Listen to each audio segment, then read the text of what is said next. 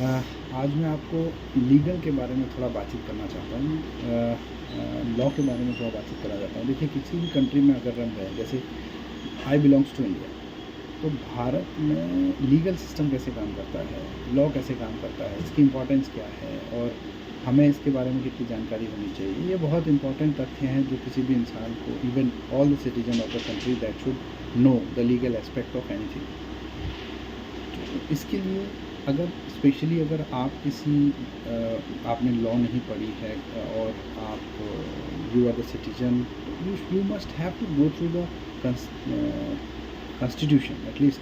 हमें अपने राइट्स, अपने रिस्पॉन्सिबिलिटीज़, ये हमें पता होने चाहिए।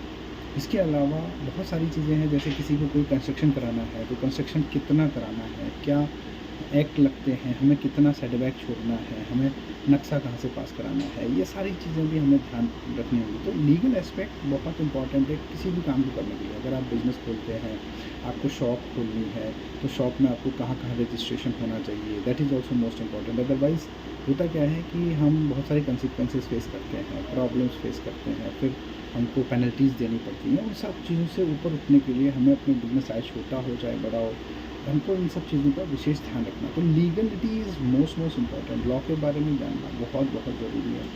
तो इसके लिए आप अलग से कोचिंग भी ले सकते हैं, बात कर सकते हैं। अगर आपको कोई भी लीगल सलाह चाहिए तो आप मेरे से भी संपर्क कर सकते हैं, so that I can give you a good suggestion regarding whatever you are doing, right?